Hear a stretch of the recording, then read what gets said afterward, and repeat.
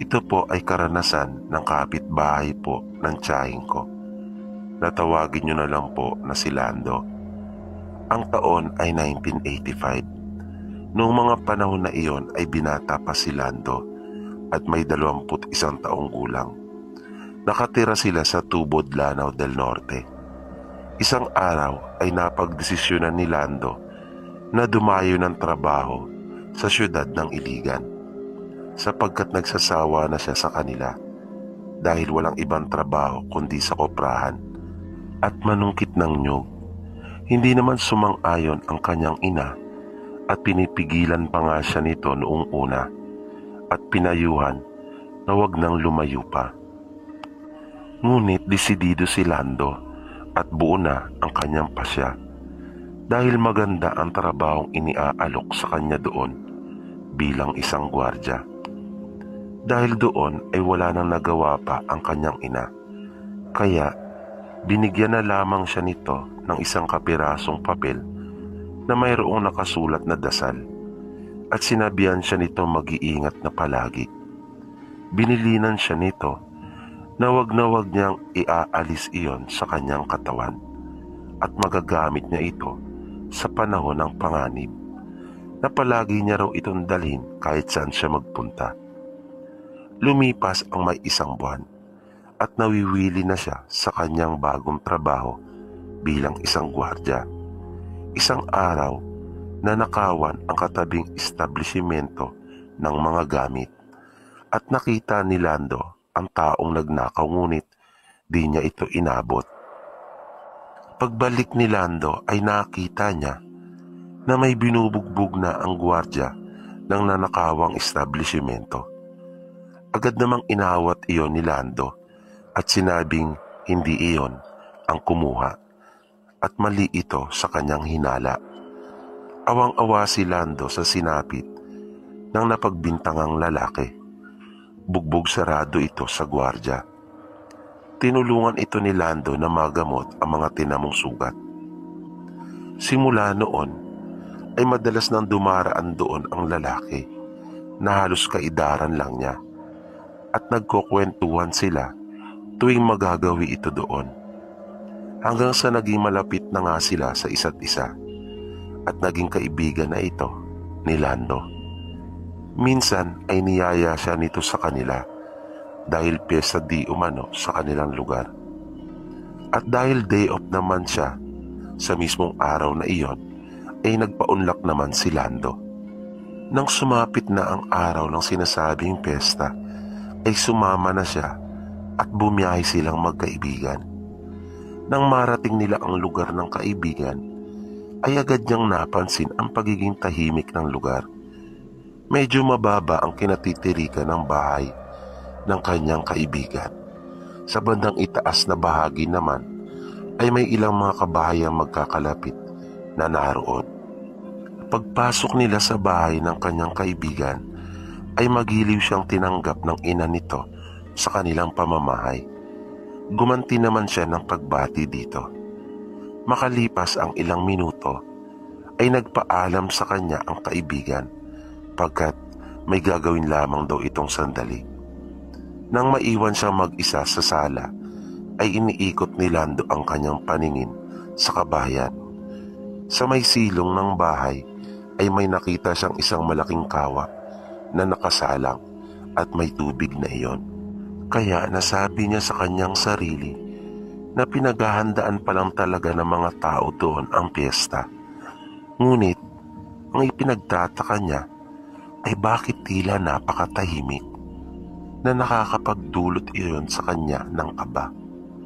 Di nagtagal ay lumapit ang ina ng kanyang kaibigan sa kanya at pinuri siya nito. Masayang masaya daw ito at sinabing buti at pinaunlakan niya ang paanyaya ng kanyang anak na nagpasalamat pa daw ito sa kanya at nakarating siya sa kanila. Dagdag pa nito ay mapala daw ang kanyang anak at siya ang naging kaibigan nito. Sinabi pa nito na maganda di umano ang kanyang pangangatawan na sana daw ay ganun din ang pangangatawan ng kanyang anak, na habang pinupuri daw siya nito ay hinihimas ang kanyang mga braso. Maya-maya ay bigla na itong umalis. Laking gulat naman daw ni Lando nang halos hindi na siya makagalaw sa kanyang kinauupuan. Hirap na hirap siyang maigalaw ang kanyang mga kamay. Ang paa niya ay di rin niya maikilos. Nagtaka si Lando at binalot na ng takot ang buo niyang katawan pagkat hindi na rin siya makapagsalita. Di nagtagal ay narinig niya ang pag-uusap ng mag-ina. Sinabi ng ina ng kanyang kaibigan sa kanyang anak na asikasuhin na raw siya dahil hindi na nga raw makagalaw at malapit na rin kumulo ang tubig na nasa kawa. Narinig naman niyang sumagot ang kanyang kaibigan. Natatapusin lamang daw nito sandali ang kanyang ginagawa at nagtanong pa ito kung nahasa na bang mabuti ang mga kutsilyo at itak. Sumagot naman ang ina nito at sinabing, "Oo anak, kanina pa. Nakahanda na ang mga iyan." Matapos na marinig iyon ni Lando, ay malinaw na sa kanya na siya pala ang kakatayin at ihahanda ng kanyang kaibigan. Nakaramdam siya ng galit sa kaibigan, ngunit kailangan niyang makaisip ng paraan kung paano makakatakas doon. Biglang sumagi sa kanyang isipan ang papel na ibinigay sa kanya ng ina. Kaya bagaman nahihirapang maigalaw ang mga braso, ay pinilit niyang ikinilos iyon. Unti-unti habang humihingi ng tulong sa Panginoon, hanggang sa maipasok na niya ang kanyang kamay sa bulsa. Inilabas niya ang papel at taimtim na binasa at inusal ang mga nakasulat doon.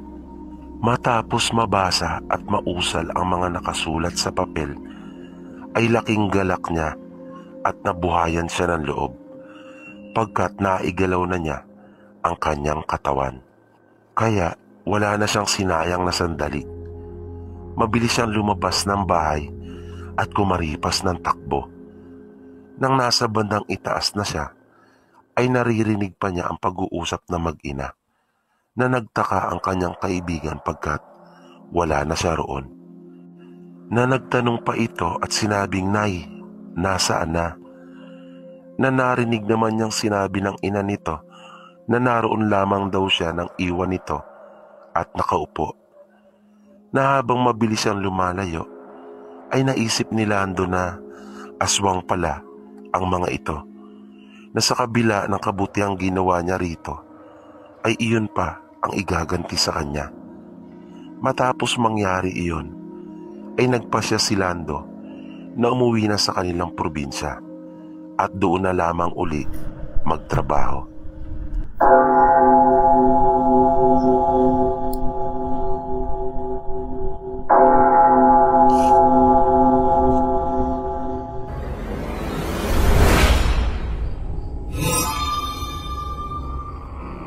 Ang akin pong ibabahaging kwento ay karanasan ng aking anak nang siya po ay mayanggaw. Ako po ay taga Bacolod at tawagin niyo na lang po sa pangalang Pia, at ang aking anak ay tawagin niyo naman pong si Carl. Nag-umpisa po ang aming karanasan nang minsan pong tumawag sa akin ang aking ina at sinabi may sakit daw po ang aking anak. Kaya kailangan po namin itong ipa-check up pagkat di daw po ito kumakain. Kaya agad po ako nagpadala ng pera. Nasa ibang bansa po kasi ako dahil nakapag-asawa po ako ng Hapon. Kaya magkalayo po kami ni Carl na anak ko po sa pagkadalaga. Matapos pong maipa-check up ng aking ina si Carl, ang tanging naging findings lamang ay acidic daw ito.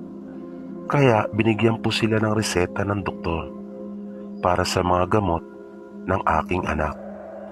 Ngunit kabaliktaran po ng aming inaasahan ay tila mas lumala pa ang kalagayan nito, na pagkaminsan pa nga ay nawawala sa sarili at sa hustong pag-iisip. Kaya tinawagan ko po sila upang kami po ay makapag-video call. upang makita ko mismo si Carl nang malaman ko ang tunay na kalagayan nito. Nang makita ko po ang aking anak, ay iba na po kaagad ang aking naramdaman dahil sa nag-iba ang kanyang muka, na parang ibang tao po ang aking kausap, na ibang-iba na po ang aura nito. Kaya sinabihan ko po ang aking ina na patingnan sa isang manggagamot. Dahil doon, ay dinala po ng aking ina si Carl sa kanilang probinsya sa Guimaras para po doon maipagamot. Ako naman dahil sa pag-aalala ay sinikap ko po makauwi na muna ng bansa at sumunod po ako sa kanila. Nang dumating na po ako doon, isang gabi, ay may naramdaman po ako naglalakad sa labas ng bahay na nagpapaikot-ikot. Narinig ko po ang mga yabag nito. Pero nang akin pong silipin ay wala naman akong nakita. Ako na lang ang gising ng mga oras na iyon pagkat binabantayan ko ang aking anak. Tapos bigla pong nagising si Carl at sinabi niya na siya daw po ay lalabas sapagkat mayroon siyang bisita. Pinigilan ko po siya at sinabing wag na wag lalabas at doon lamang kami sa loob ng bahay. Matapos po ang mahaba-habang pakiusapan ay nakinig din ang aking anak at muli itong nakatulog. Habang natutulog po siya ay may narinig ako. Iyak iyon ng isang ibon na maihalin tulad po sa tunog ng isang uwak na parang sumasabay po ito sa kanyang paghinga. Nagulat po ako at di makapaniwala.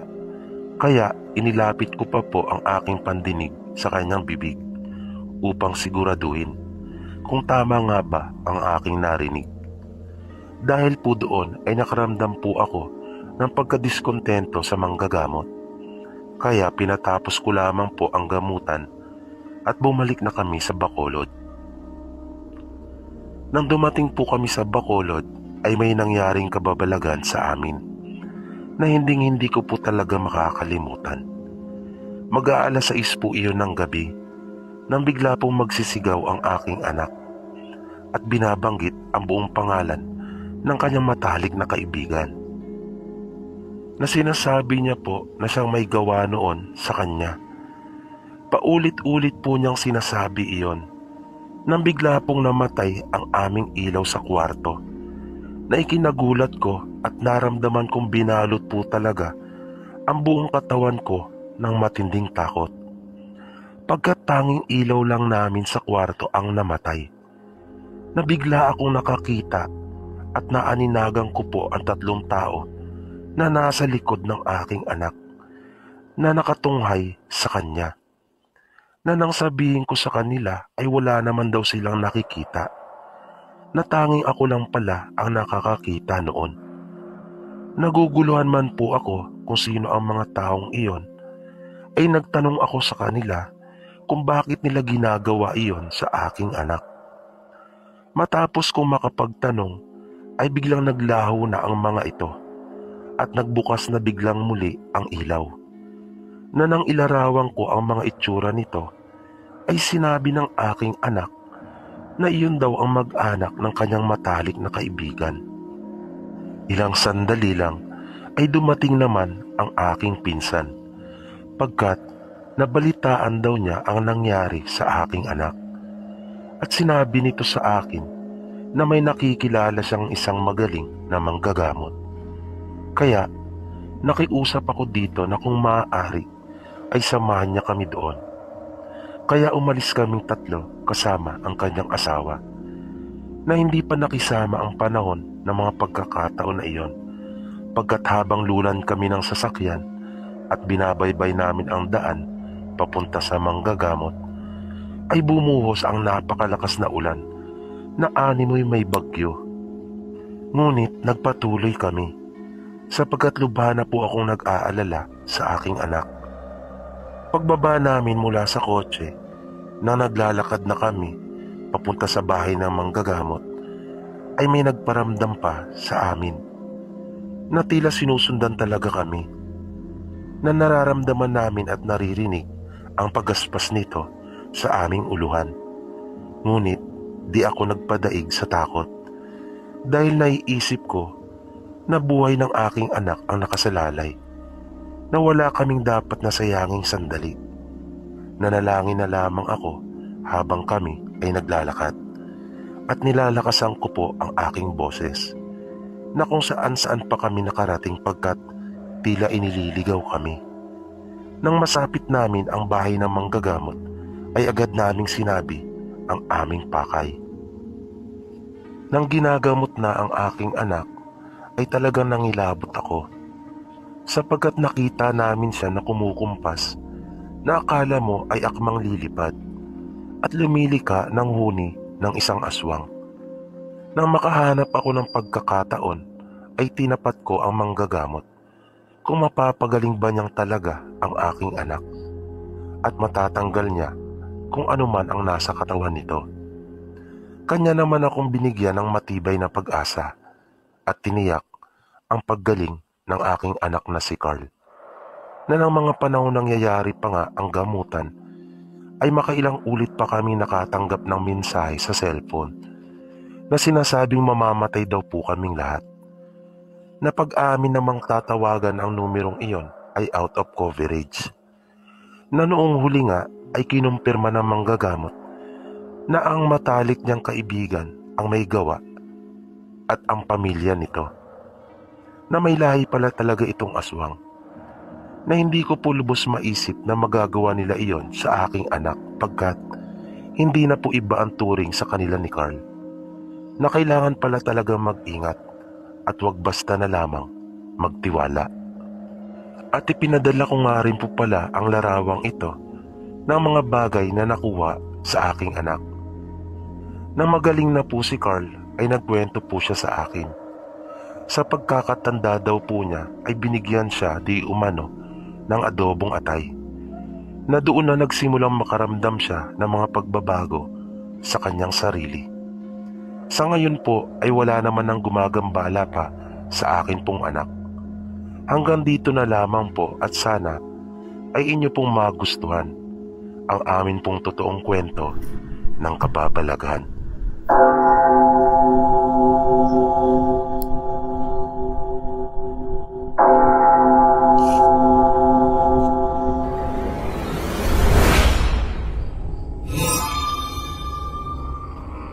Ayon po sa aking ina ay mayroong dalawang magkapatid na parehong lalaki na ang edad po ay 11 taon at 8 taong gulang. Isang hapon ay inutusan daw po ito ng kanilang ina na mag-igib. Ang oras na mga panahong iyon ay 4:00 na ng hapon. Medyo may kalayuan kasi ang kanilang bahay sa pinag-iigiban ng tubig, na may mga kalahating kilometro ang layo nito. At dahil nga sa mga bata pa, ay nawili ang mga ito sa paglalaro sa daan, na nagsimula pa lamang silang magmadali nang mapansin na malapit ng magdilim. Nang sasapitin na ng magkapatid ang bukal, ay may babaeng biglang lumapit sa kanila at isinama sila nito, na walang nakapagsalita ni isa man sa kanilang magkapatid, na naging sunod-sunuran daw silang magkapatid dito at may kalayuan daw ang kanilang nilakad, na kanila pang ang nadaanan ang hindi natapos na paliparan sa kanilang lugar. Nang sumunod na araw ay tila doon pa lamang nahimasmasan ang magkapatid. Nagising sila na nasa ibang bahay na at nakakulong sa isang maliit na kwarto, na isa lamang daw itong kubo na yari sa nipa ang bubong, na ang bintana ng nasabing bahay ay may kataasan kesa sa karaniwan. Hindi sila makasigaw upang makahingi ng tulong pagkat binantaan sila ng lalaki nagbabantay na kanya silang papatayin nito kapag sumigaw. Pinapakain daw sila nito ng tag-2 biskwit at tag-1 basong tubig, na nangihina na raw sila dahil sa iyon lamang ang tanging ipinapakain sa kanila araw at gabi.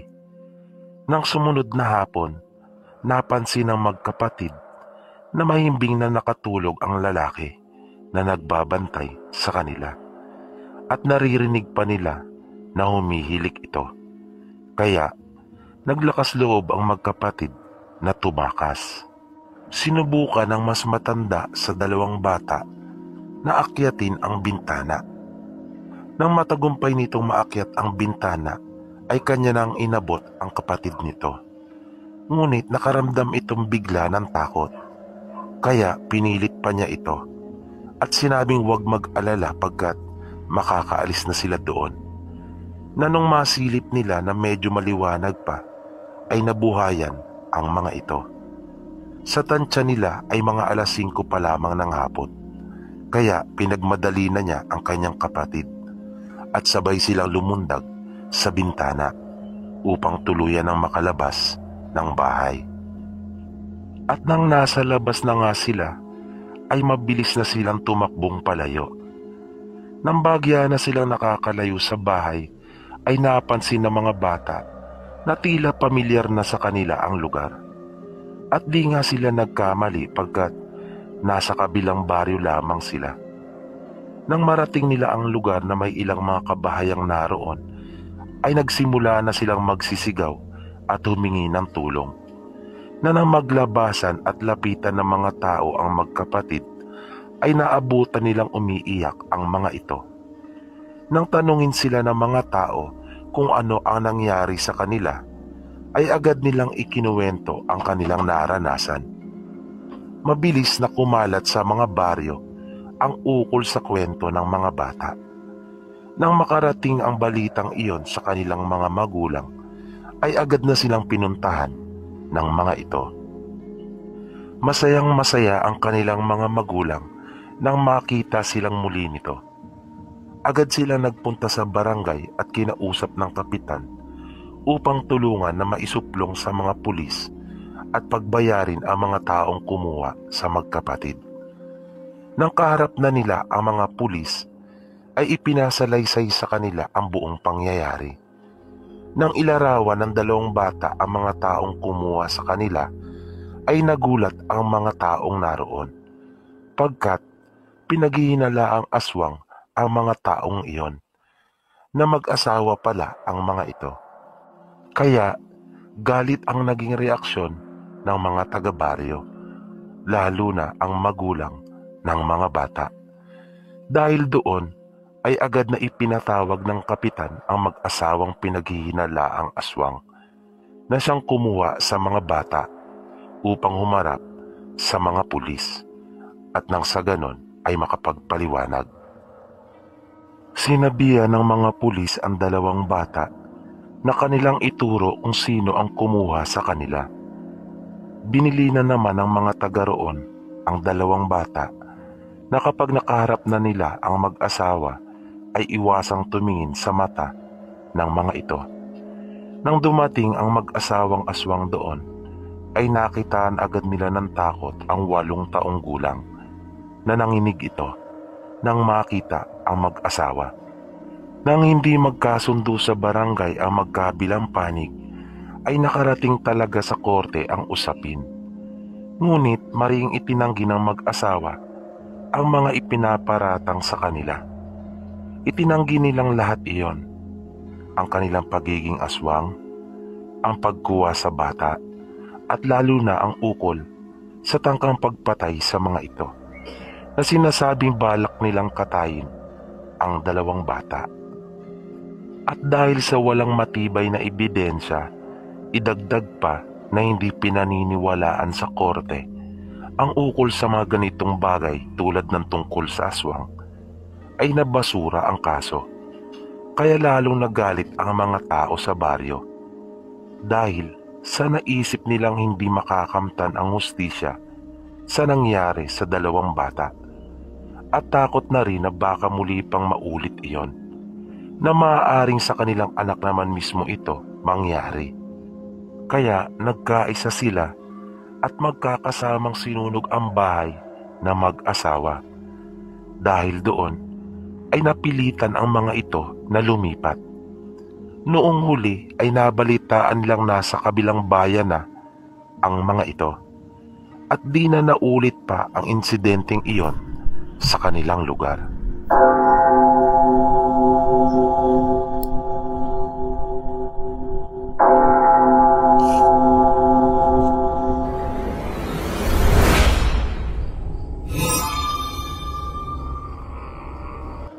Ito po ay kwento ng aking lola. Ang akin pong lola ay tubong Antique. Ang kanila pong probinsya noon ay kakaunti pa lamang ang mga taong naninirahan at payak lamang ang pamumuhay na ang mga bahay po talaga ay magkakalayo. Ayon pa sa aking lola, ang kanilang lugar ay maliit lamang, ngunit kilala na pinamumugaran ng mga engkanto tulad ng mga duwende, kapre at tikbalang. Bukod dyan ay matunog na rin noon pa man ang pagkakaroon ng mga aswang sa kanilang lugar. Sa pagsasalaysay po ng aking lola ay may isa silang taga-baryo na nabuntis ng tikbalang na itago na lang po natin sa pangalang Inday. Nagtaka ang mga tao sa kanilang baryo nang magdalang tao ito pagkat wala naman itong nobyo. Kaya nagalit ang mga magulang ni Inday at pilit nila itong pinaamin kung sino ang ama ng kanyang ipinagbubuntis. Dahil doon ay napilitan na si Inday na aminin sa mga magulang ang buong pangyayari. Ayon kay Inday, isang gabi nang siya ay pauwi na sa kanila, ay tinambangan at ginahasa siya ng isang tikbalang. Pagkukwento pa niya, siya ay nagulat na lang nang di niya matunton ang daan at tuluyan na siyang naligaw at napunta sa kagubatan. At doon ay nakita niya ang isang tikbalang na papalapit sa kanya. Ngunit bago pa ito nakalapit, ay nakaramdam na siya ng panghihina at nawalan ng malay. Pagising niya ay napansin niyang mayroon ng dugo ang kanyang palda at masakit ang kanyang buong katawan, lalo na ang maselang bahagi nito. Dahil sa takot sa kanyang mga magulang ay kanya itong inilihim. Matapos mangyari iyon ay ilang beses pa di umanong naulit ang insidente at hindi na siya nilubayan pa ng nasabing nilalang. Matapos na malaman ng kanyang mga magulang ang sinapit nito, ay agad silang humingi ng tulong sa isang manggagamot upang masuri si Inday. Dahil lubha sila nag-aalala sa kalagayan ng kanilang nag-iisang anak. At nang ito nga ay masuri ng albularyo, lumabas ang isang imahe ng tikbalang. Dahil doon ay nagpasya ang kanyang mga magulang na ipalaglag ang bata, pagkat di sila sang-ayon na magkaroon ng isang apo mula sa engkanto. Ngunit hindi pumayag si Inday sa kagustuhan ng kanyang mga magulang. Maging ang albularyo na tumitingin sa kanya ay hindi na rin nakabalik pa, sapagkat hinarangan ito ng tikbalang at binantaan na huwag pakialaman si Inday. Makalipas ang ilang buwan, ay tuluyan na ngang lumaki ang tiyan ni Inday. Palagi lang ito nakaupo sa ilalim ng isang puno sa labas ng kanilang bahay. Wala naman nang nagawa pa ang kanyang mga magulang kundi tingnan at alagaan ang kanilang anak, kahit nalabag sa kanilang kalooban ang ipinagdadalang tao nito. May kahirapan ang pamumuhay sa kanilang lugar na ang tangi nilang pinagkukunan ng ikabubuhay ay pagsasaka lamang, na madalas pa nga ay namamatay pa ang kanilang mga pananim dahil sa matinding init. Ngunit ipinagtaka ng mga magulang ni Inday na kahit mainit ang mga panahon noon, ay tanging ang kanilang mga pananim ang hindi nito naapektuhan, pagkat sa kanilang baryo ang kanilang palayan lamang ang hindi natuyot. Ang isa pang ipinagtataka nila, tuwing umaga ay may mga sariwang prutas at gulay sa harapan ng kanilang pintuan. Sabi ni Inday, iyon marahil ay dahil sa ama ng kanyang anak. Kaya iminungkahi niya sa kanyang mga magulang na tanggapin na lamang ang mga iyon. Kaya lalo naging maugong ang usap-usapan sa kanilang baryo. Natikbala nga ang nakabuntis kay Inday at sinusuportahan sila nito sa kanilang pamumuhay. Isang araw, habang nakaupo si Inday sa ilalim ng puno malapit sa kanilang bahay, ay may dumaang isang matandang babae sa kanyang harapan. Ngumiti ito sa kanya at tumingin sa kanyang tiyan na ang sabi ay ang lusog di umano ng sanggol sa kanyang sinapupunan, na sinabayan pa iyon ng paghawak sa kanyang tiyan. Dahil doon ay nabigla at napasigaw si Inday, lalo na nang makita nito ang mahahabang kuko ng matanda. Kaya nagmamadaling lumabas ang kanyang mga magulang para tingnan siya at alamin kung bakit siya napasigaw. Dali-dali nila itong pinuntahan, na nakita naman nilang mabilis na naglalakad palayo ang isang matandang babae, na bago ito tuluyang umalis ay nag-iwan pa ng isang makahulugang tingin. Tinanong siya ng ama kung nakikilala ba niya ang matandang iyon. Sinabi niyang hindi at noon lamang niya iyon nakita. Isang gabi ay biglang sumakit ang tiyan ni Inday, kaya ginising niya ang kanyang mga magulang. Agad namang nag-init ng tubig ang mga ito upang haluan ng halamang gamot para sa pananakit ng tiyan. Nang bigla silang nagulat nang may dumapo sa kanilang bubungan. At dahil sa hindi na bago sa kanilang lugar ang mga ganoong tagpo, ay agad na nasabi ng kanyang ama na mayroong aswang sa kanilang bubong. At agad na sumagi sa isip nito ang matandang babae na lumapit sa kanyang anak noong nagdaan. Kaya mabilis nitong kinuha ang itak at pinagmumura ang nasa itaas ng kanilang bubungan. Hinamon ito ng ama ni Inday na magpakita at sinabing tatadtarin niya ito ng pino. Nang anak pa daw talaga nila ang napili nitong aswangin. Ilang sandali pa ay may narinig silang lumundag mula sa kanilang bubong at sinundan iyon ng mga pagkaluskos sa gilid ng kanilang bahay. Maya-maya ay may kumakatok na sa kanilang pintuan na kapag kanila iyong tatanungin ay hindi naman ito sumasagot. Muli itong minura ng ama ni Inday at sinabihang pumasok upang kanya itong tatagain. Nang bigla nilang narinig ang malakas na pag-angil nito na tila papasukin na sila. Bigla naman silang nakarinig ng bungis-ngis ng kabayo at narinig na lamang nila ang malalakas na mga pagkalabog sa labas ng kanilang bahay na alam mong mayroong nag-aaway. Rinig na rinig nila ang tunog ng kabayo at ang pag-angil ng aswang. Di nagtagal ay narinig nila ang malakas na pagaspas na lumipad papalayo. At nasundan iyon ng nakabibinging katahimikan ng kapaligiran at nawala na rin ang pananakit ng tiyan ni Inday. Mabilis na lumabas ang ama ni Inday upang tingnan ang paligid ng bahay. Gamit ang kanyang gasera ay inilawan niya ang palibot ng kanilang bahay. Naaninagad niya ang buntot ng kabayo na lumalabas na sa kanilang bakuran at mabilis na itong tumakbong papalayo. Bago ito tuluyang makalayo ay sinigawan niya ito na nagpapasalamat sa ginawa nitong pagtatanggol sa kanyang anak at apo. Makaraan ang ilang buwan ay nagsilang si Inday ng isang malusog na sanggol at pinangalanan nila itong Bernabe. Pero sa kasamaang palad ay namatay si Inday sa panganganak. Dahil doon ay lumaki si Bernabe sa pangangalaga ng kanyang lolo at lola. Masayahin at mapaglarong bata si Bernabe, kahit pa nga hilig nito ang mapag-isa.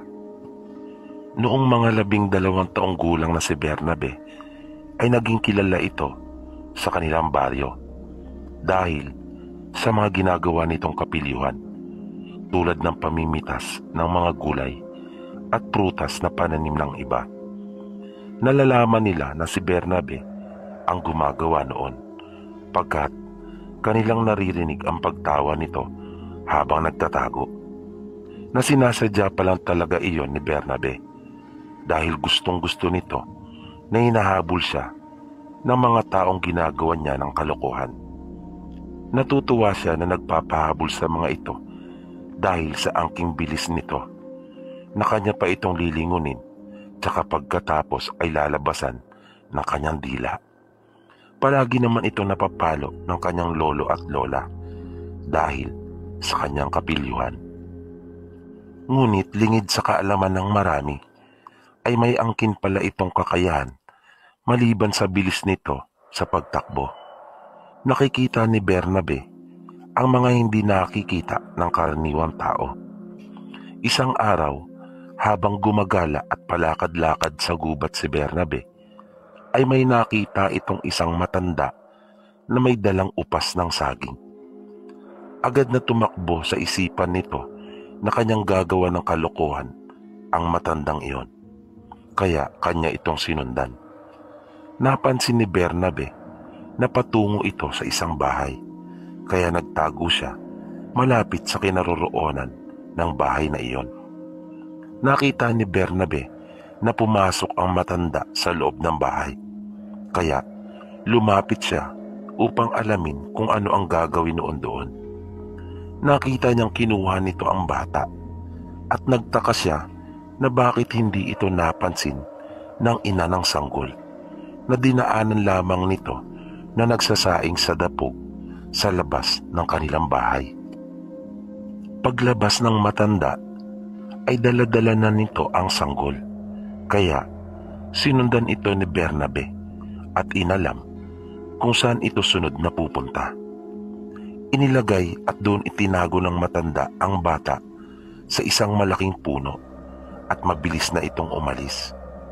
Pagkaalis ng matanda ay nilapitan ni Bernabe ang sanggol at kanya itong kinuha at nagmamadali siyang bumalik sa bahay na pinagmulan nito.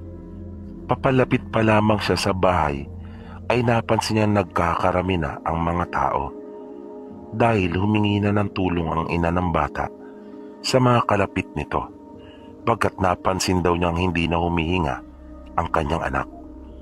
Maya-maya nagulat silang lahat nang dumating si Bernabe at karga-karga ang sanggol na umiiyak.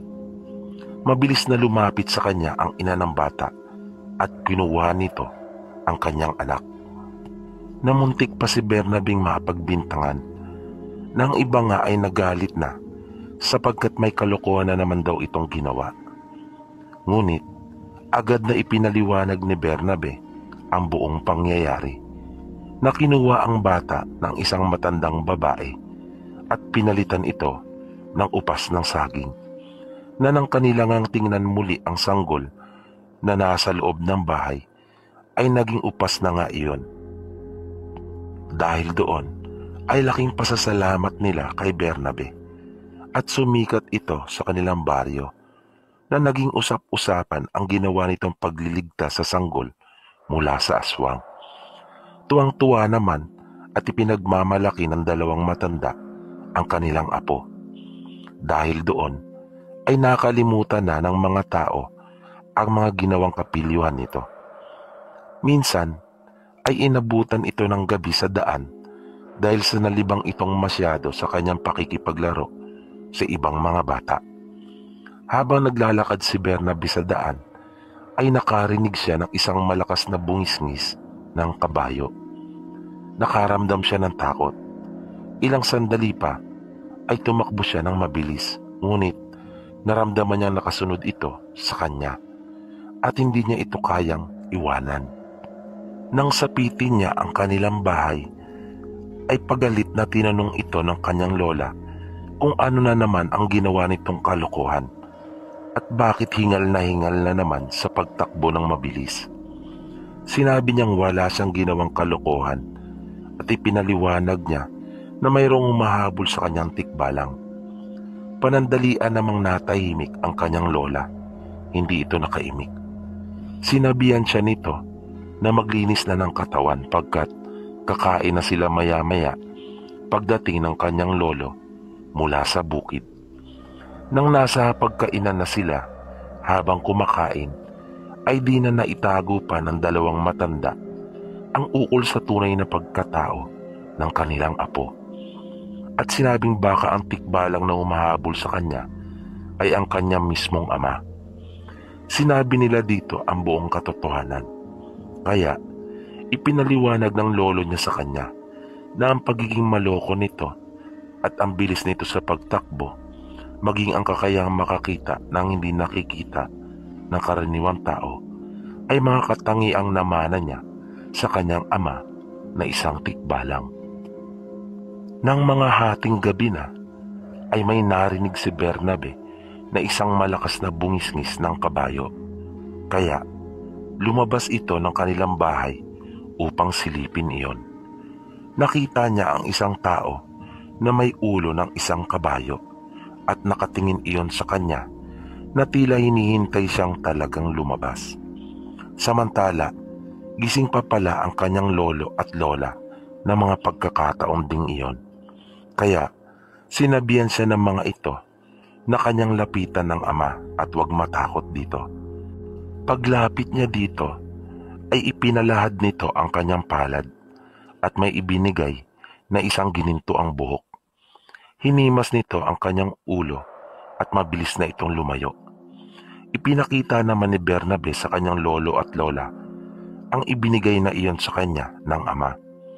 Sabi ng kanyang lolo ay isa daw iyong anting-anting at kailangan niya iyong pagkaingatan. Kaya mabilis silang kumuha ng itim na panyo at doon ibinalot ang nagliliwanag na gininto ang buhok na iyon.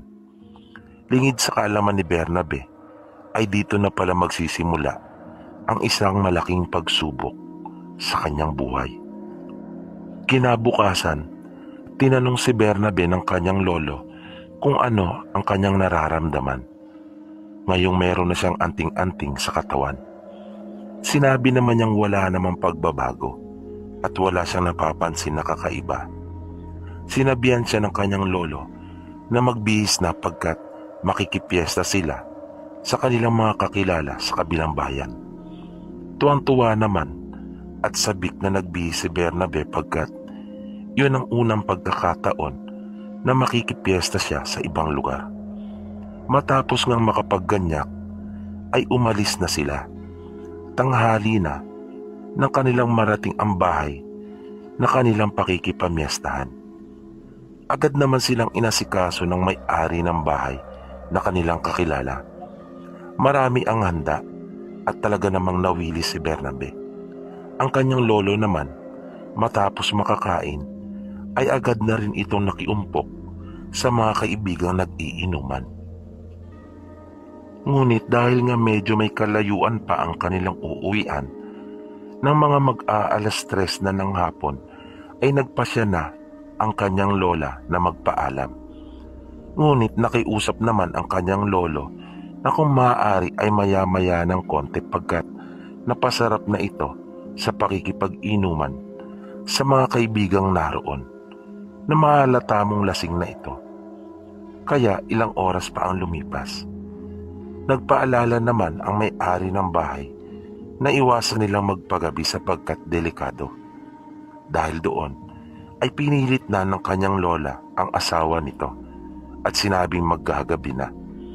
May pagyayabang naman nitong sinabi na hindi siya natatakot at kahit aswang pa ang humarang sa kanila sa daan ay kayang-kaya niya ito at kanya itong pagtatatagain at tatadtarin ng pinong-pino.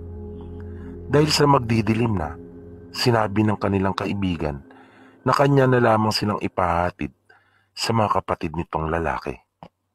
Ngunit nagmatigas ang lolo ni Bernabe at sinabing di na daw kailangan pagkat kaya naman daw niyang protektahan ang kanyang mag-anak. Nanunguli pa nga ay nagalit pa ito nang ipilit ng kanilang kaibigan na sila ay ipahatid. Dahil doon ay wala na silang nagawa. Hinayaan na lamang nila ito upang di na humaba pa pagkat lasing na talaga ito. Kaya matapos makahingi ng dispensa ang lola ni Bernabe sa kanilang kaibigan at may-ari ng bahay, ay umalis na sila. Sa daan ay pinagsabihan ng lola ni Bernabe ang kanyang lolo dahil sa inasal nito doon sa handaan, habang si Bernabe naman ay nakasunod sa mga ito. Nang nakakalayo na sila, ay bigla silang nakarinig ng tiktik na tila sumusunod ito sa kanila. Kinabahan si Bernabe at kanyang lola dahil sa mahina lamang ang huni nito. Habang ang kanyang lolo naman ay sumigaw at tinamon niya itong magpakita at kanya daw itong pagtatatagain. Nang inaabot na nito ang kanyang itak mula kay Bernabe, ay laking gulat nila nang mula sa kawalan ay biglang lumabas ang isang mabangis na nilalang na napakatalim ng mga ngipin nito, na nakita pa ni Bernabe na tila kumintab pa ang mapupulang mga mata nito, na napakabilis ng pangyayari at lubang din nila iyon inaasahan na agad na pala itong aatake. Mabilis nitong sinunggaban ang kanyang lolo gamit ang matutulis at mahabang kuko, ay di na nagawa pang makapanlaban dahil na rin sa kalasingan. Katakot-takot na kalmot ang tinanggap nito mula sa aswang at kinagat sa leeg. Ang kanyang lola naman ay wala rin nagawa kundi ang mapasigaw at mapaiyak na lamang dahil sa pagkagulat at sobrang takot, na maging si Bernabe ay nagulat at naiwang nakatulala sa bilis ng mga pangyayari. Nang mapansin ng aswang na wala ng buhay ang kanyang lolo at nang marinig nito ang malakas na sigaw ng kanyang lola, ay ito naman ang agad na pinagbalingan at dinaluhong. Dinungumog niya ito at mabilis din na pinagkakalmot at kinagat. Kitang-kita ni Bernabe ang sinapit ng kanyang lolo at lola, ngunit nanatili lamang siya nakatayo dahil sa pagkabigla. Maya-maya ay may narinig si Bernabe ng mga paparating. Pinasundan pa rin pala sila ng kaibigan ng kanyang lolo at lola dahil nga sa lubang delikado, pagkat kamakailan lamang ay may napabalitang dinumog at napatay din ang aswang. Kaya ganun na lamang ito nagpupumilit na sila ay maihatid, na inalok pa nga sila nito na doon na lamang matulog. Ngunit matigas ang ulo ng kanyang lolo, na dahil sa kalasingan ay umiral ang kayabangan nito, na buhay nilang mag-asawa ang naging kapalit. Nang makita ng mga tao ang nangyari, ay tumatakbo na ang mga itong lumapit, ngunit huli na ang lahat. Patay na ang lolo ni Bernabe, samantalang ang kanyang lola naman ay nag-aagaw buhay na. Dahil sa pagdating ng mga tao ay tila nahimasmasan si Bernabe. Naging malinaw na sa kanya ang sinapit ng kanyang lolo at lola sa kamay ng aswang. Naiyak siya at nakaramdam ng matinding galit. Dahil doon ay nagliwanag na bigla ang kanyang anting-anting, na naging matalas ang kanyang pandinig at nawala ang kanyang takot at napalitan iyon ng tapang at bangis. Mabilis niyang hinugot ang itak ng kanyang lolo at agad na tumakbo sa direksyon kung saan tumakas ang aswang. Nagulat naman ang mga taong naroon dahil sa ipinamalas nitong bilis, na sa isang iglap lang ay naglaho na ito sa kanilang paningin. Naabutan at nakita ni Bernabe ang aswang sa isang puno, na dinidilaan pa nito ang kanyang mga kuko at kamay na may bahid ng dugo. Mabilis niya itong sinugod at walang sabi-sabing pinagtataga, na di nagtagal ay humandusay ito sa lupa at halos magkapira-piraso dahil sa liksi at bilis ng ginawang pagsalakay ni Bernabe, na hindi nito kinaya ang bilis nito sa pagkilos at lakas ng mga binitawan nitong pagtaga. Bumalik si Bernabe sa bangkay ng kanyang lolo at lola na kanyang daladala ang ulo ng aswang at sinabing na ipagiganti na niya sila. Dahil sa pangyayaring iyon na nasaksihan ng mga taong naroon ng mga pagkakataon na iyon, ay naging bantog si Bernabe sa kanilang baryo, maging sa mga karatig bayan. Lumipas pa ang mga taon, namuhay siya mag-isa sa lupa at bahay na naiwan sa kanya. Nang magbinata na siya, ay naging takbuhan siya ng mga tao kapag ginagambala ang mga ito ng aswang. Nang si Bernabe ay may mga 20 taong gulang na, bigla na lamang itong nawala sa kanilang baryo at di nila nabalitaan kung saan ito nagpunta. May mga haka-haka na baka nagpakalayo-layo at namuhay ng tahimik sa ibang lugar. May ilan namang nagsasabi na baka sumama na ito sa kanyang ama na tikbalang.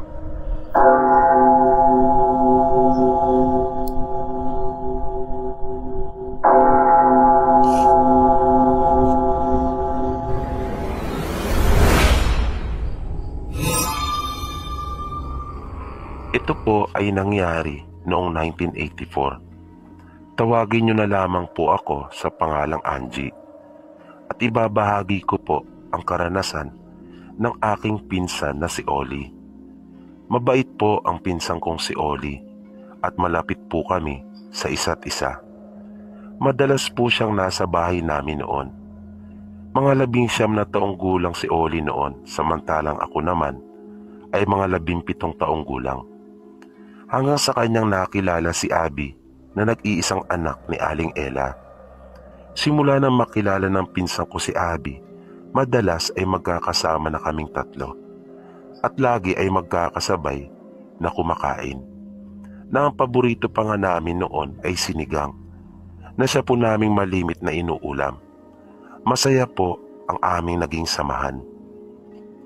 Walang araw na hindi kami magkakasama ang tatlo, na lagi nagkukulitan, kwentuhan at tawanan, na parang wala po talaga kaming kasawaan sa isa't isa. Hanggang sa niligawan na nga ng pinsan ko si Abby.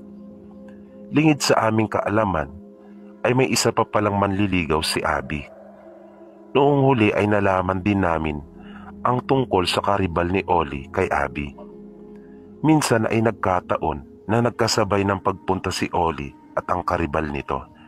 Natawagin na lamang po natin sa pangalang Red. Na mangyari iyon ay nagkailangan talaga sila. At hindi matanggap ni Red iyon. Kaya sinabi nito kay Abby na iyon na ang tamang panahon para siya ay mamili sa kanilang dalawa ni Oli. Wala namang nagawa pa si Abby ng mga pagkakataon na yon, kundi ang mamili nga sa kanilang dalawa. Kaya ipinagtapat na niya sa dalawa ang tunay niyang nararamdaman. Sinabi niya kay Red na mabait naman daw ito, ngunit mas matimbang talaga sa kanya si Oli at mahal niya ito. Dahil sa narinig na iyon ni Red ay nagalit ito at sinabing hindi niya matatanggap ang desisyon na iyon ni Abby, pagkat mahal niya ito, na may tono na ng pamimilit. Kaya nagsalita na rin ang pinsan ko at sinabing dapat na igalang ang desisyon ni Abby. Tutal naman ay siya rin mismo ang nagsabing mamili sa kanilang dalawa. Akala po namin ay maayos na ang lahat matapos ang pag-uusap na iyon. Ngunit makaraan lamang ang halos 1 linggo ay naramdaman ni Oli na unti-unting lumalaki ang maselang parte nito sa katawan. Nakalaunan ay lumaki pa nga ito nang halos kasing laki ng bunga ng nyog. Kaya napilitan na magsuot ng palda noon ang aking pinsan, na nabawasan ang kumpiyansa nito sa kanyang sarili dahil sa dinaranas. Kaya dinala na namin siya sa manggagamot. Nakatatlong manggagamot kami na pinuntahan dahil may mga pagkakataon na kapag naroon na kami upang gamutin siya ay lumiliit ito at bumabalik sa normal. Halos 1 buwan ang inabot ng gamutan kay Oli. Nakakaawa na ang sitwasyon niya nung mga pagkakataon na iyon dahil talaga napapaiyak ito sa tuwing inaatake ng kulam. At grabe ang paglaki minsan ng maselang parte ng katawan niyang iyon na minsan may isip mong parang sasabog na ito sa sobrang laki. Nang tingnan siya ng pangatlong manggagamot na aming pinuntahan, ay nahuli nito ang gumagawa sa kanya noon. Noong una ay ayaw pang umamin nito at talaga nagmamatigas pa. At balak na pala talaga nitong patayin ang akin pong pinsan upang masolo niya si Abby. Dahil doon ay pinahirapan ito ng manggagamot na nung huli ay umamin na rin ito at si Red pala mismo ang kumulam sa kanya pagkat lahi pala sila na mangkukulam. Na kanya palang pinasukan ng lobo ang manikang ginamit at kanya iyong hinihipan sa mga oras na kinukulam niya ito. Kaya may panahon na lumiliit at may pagkakataon din na napakalaki nito. Ngunit ayaw pa rin ito alisin ang inilagay kay Oli. Kaya tumagal ang gamutan na noong huli ay hindi na rin nito kinaya ang sakit sa ginagawang pagpapahirap rin sa kanya ng manggagamot. Kaya napilitan din itong alisin na iyon sa aking pinsan. Dahil sa tindi ng ginawa nito ay wawakasan na sana ng manggagamot ang kanyang buhay. Ngunit nakiusap ito at nagmakaawa. Nabigyan pa siya ng isa pang pagkakataon at hindi na raw niya uulitin pa ang masamang gawaing iyon. Dahil sa sinabi nito ay naawa naman ang manggagamot. Maging kami nila Oli ay naawa rin. Kaya binigyan pa namin siya ng pagkakataong mabuhay upang maituwid ang kanyang kamalian. Sa huli ay nagkatuluyan po ang pinsan kong si Oli at si Abby. Nabiyayaan po sila ng 7 anak na ngayon nga po ay malalaki na. Na sa kabila ng malaki nilang mag-anak ay napakasaya po nila at maayos ang kanila pong pamumuhay. Dahil sa naitayo at umusbong ang kanilang pamilya sa isang tunay na pagmamahal.